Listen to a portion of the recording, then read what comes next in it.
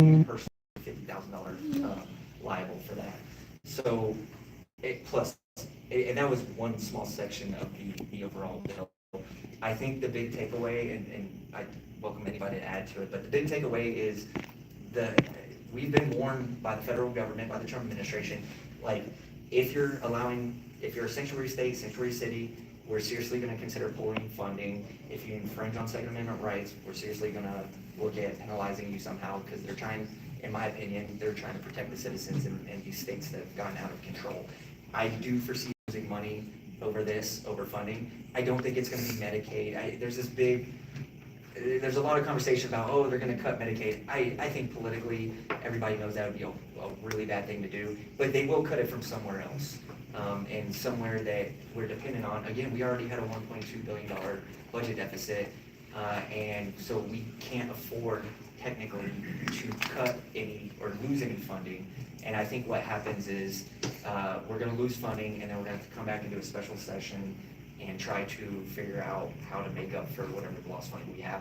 And it is, in my opinion, directly tied to the bills that we're doing here and poking the eye of the Trump administration, who said, you guys can't be doing this. On that, I mean, you said poking the eye at the end, I don't disagree, but these federal funds, and ironically, so Jared has taken tax dollars out of infrastructure, I mean, because our infrastructure is doing great, so we don't need money for that. And that money was intended to be for like matching grants, so really it's taking twice that amount out of the infrastructure, if not twice matching grants. So taking it out of that fund that they told the taxpayers this would be about fixing your infrastructure, that's why they took the money.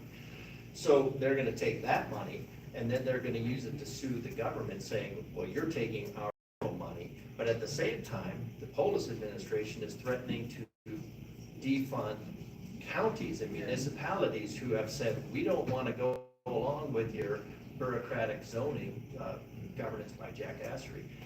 They don't want to go along with that, so the Polis is coming down and saying, well, the state is gonna sue the municipalities, which are the people that the state should be supporting, but is instead dictating to. So there's a lot of there's just a lot there with these bills. Yeah, and the last one that we have on our list, that we have 30 seconds for, coverage for pregnancy-related services. This is we had two of them at the same time. I want to make sure I'm not conflating them. I think this is the taxpayer-funded abortions. So It's a cost savings. right, yeah. So yeah. Family planning. You may have seen the video of the Speaker of the House basically saying, well, look, we're actually going to save money because it's cheaper to, kill a baby in the womb than it is to raise the baby. And that's the Speaker of the House. That's not just, some radical activist who got appointed, by the governor. This is the Speaker of the House. And so that's kind of the mindset. And the big argument, the big takeaway that we made on this bill is that when Amendment 79, it was Amendment 79, right? Yeah, that's right. So, the constitutional right to abortion, when that was being ran through, it was gonna cost the state $0. That was the whole argument. This doesn't cost us anything, right? The Blue Book said no cost to the state. And then that passes, and then immediately after, we're now saying, well, you have a constitutional right to it, so it should also be taxpayer funded because it's a constitutional right. Even though you have a constitutional right to the Second Amendment and keep and bear firearms, but they're not trying to pass a bill that says you have to buy everybody a gun, right? So, basically that's where we're at now. It's now a constitutional right, and so now the Democrats want the state to pay for it. And there's also no restriction. So you could come from out of state, never pay a cent into the economy of Colorado, come from out of state and get a taxpayer-funded abortion. So that's now a part of it. Or you could be an illegal immigrant and get one too. So that's where the state of Colorado is at right now. I'm sorry it's been so morbid. We try to start with the good bills. Maybe we should have tried to finish with the good bills.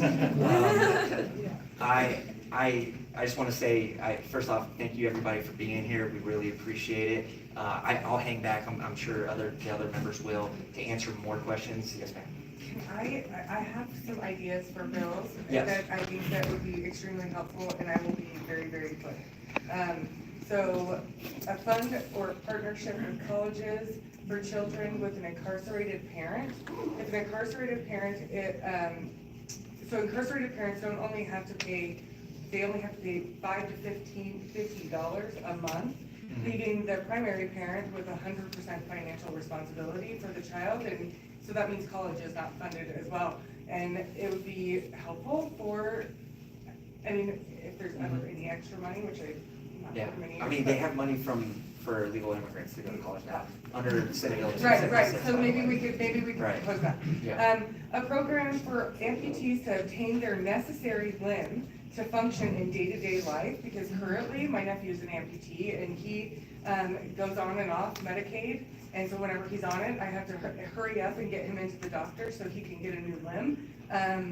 Right now, he's off of it, and so I'm paying for all of his liners and stuff out of pocket. And that he needs it to function, to walk.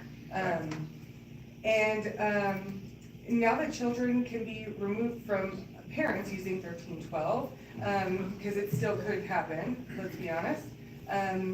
A bill codifying that parents must be notified of the social transitioning. That would be a helpful thing. Requiring caseworkers and child and adult protection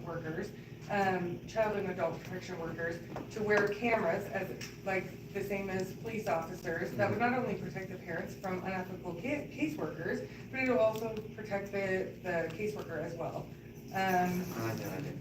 If a bill has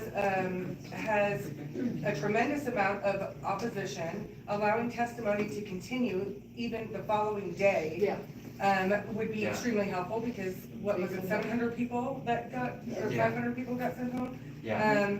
And that they must include all stakeholders from both sides. Yeah. So that way everybody's voice is heard, because I know that they said that parent groups were terrorists. Yeah, hate groups. Yeah, hate very groups, much there you okay. go. I listen, I wanna stop you there, because we are already 5 minutes over of what we have this book.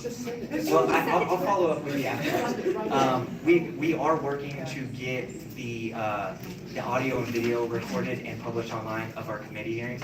I think they don't wanna do that, because I think they don't want people seeing their representatives not paying attention, or not even being in the committee half the time and coming in right at the end to vote. I think that's the reason it hasn't been audio and video recorded, but we have been pushing that, and I think that might be a thing that's coming. I appreciate everybody. Seriously, thank you so much. And I'll be hanging back, and I don't want to speak to anybody else. I'll hang back and answer questions.